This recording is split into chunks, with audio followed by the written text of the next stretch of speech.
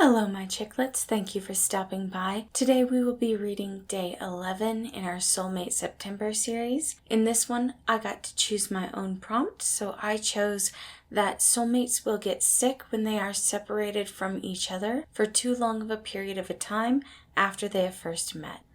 The story is titled, Living a Lie. Logan met Patton when they were both in the orphanage. Two unwanted teenagers who didn't have a home to go back to. Patton was outgoing, excitable, and a bit naive.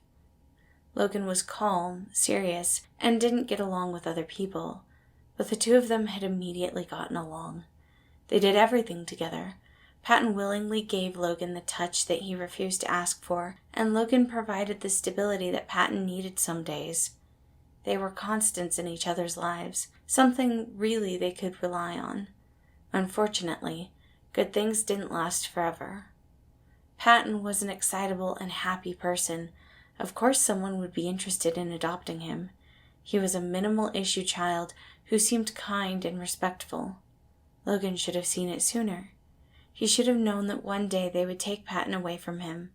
He wanted to be okay with it, but when Patton came back crying, saying that he didn't want to leave Logan came up with a plan. The two of them pretended to be fighting, separating themselves from each other, and then Logan pretended to get sick, very sick. It was well known that soulmate connections could form at any age, but if two soulmates were separated once the connection formed, they would get very ill. Logan was smart, and he didn't mind faking the system if it kept him and Patton together. They couldn't be separated. And they weren't. Patton wasn't adopted, and they lived out the rest of their childhood as fake soulmates. Even when they became adults, they moved in together. The two of them lived together as fake soulmates for 4 years after getting out of the orphanage. They had already moved on to dating and were thinking about getting married. Logan didn't care to find his soulmate. They had each other, and that was enough. Logan had the kindness and love that he felt he was missing as a kid, and Patton had the fierce protectiveness he wanted.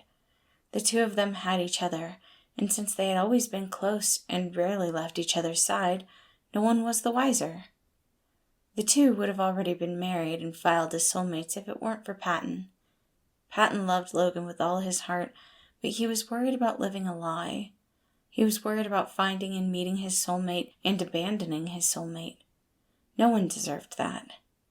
Logan understood Patton's reasoning. He had always been so empathetic.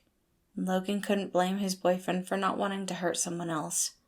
It wasn't a hindrance in their lives, except that not filling the soulmate paperwork did mean that they weren't allowed some exemptions from school and work.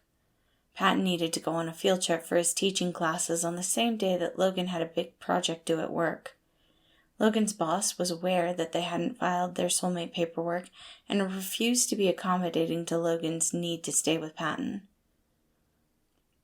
We could still show ourselves getting sick, just keep it to a minimal degree. It's not as if anyone is aware of how severe my pretend reaction was as a child.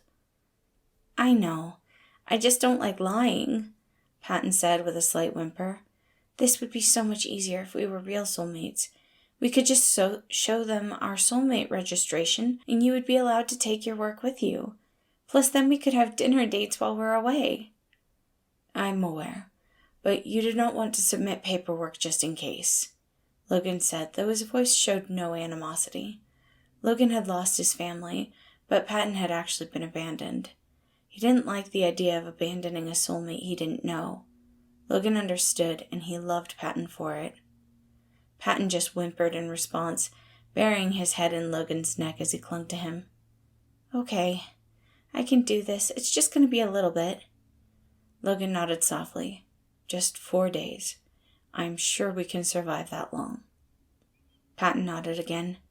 Then I guess I should start packing. Let me help.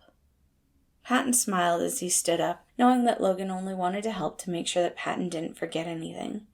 The two talked and joked and laughed as Patton began to put his clothes into a suitcase. It was strange to be filling one and not the other, but he was happy just to be by Logan's side. The next morning, Patton woke up early, though he still wasn't able to beat Logan, who had gotten up to make sure that he had a good breakfast before leaving. I love you, Lo. Logan gave him a kiss on the cheek. I will see you in 4 days. Logan wasn't typically the one who said I love you, and that was okay. Patton could tell by his actions. Sadly, the happy, floaty feeling moment left him when he got onto the bus, being replaced by the feeling of his stomach falling. He hadn't been separated from Logan for this long in almost 10 years. It was a weird feeling that made his skin prickle like it was on fire. He didn't like it, but it wasn't going to be long. And at least the strange feeling would help him look sick. Hey, Padre, are you really sure you're up for this? I don't know, Ro. I am feeling a bit down. Lo and I never put our paperwork in, so we'll just have to suffer through this. Hopefully, I won't be too bad. I'm sure I'll feel better soon. Roman looked over at his partner, who just shrugged, and the normally flamboyant man dropped the question for now. Patton assumed he would start feeling better if he took his mind off missing Logan, but everything reminded him of his love. The further they got away from home, the more Patton felt like his skin was burning and the world was swimming. He wasn't even lucid enough to remember that he had to fake being sick.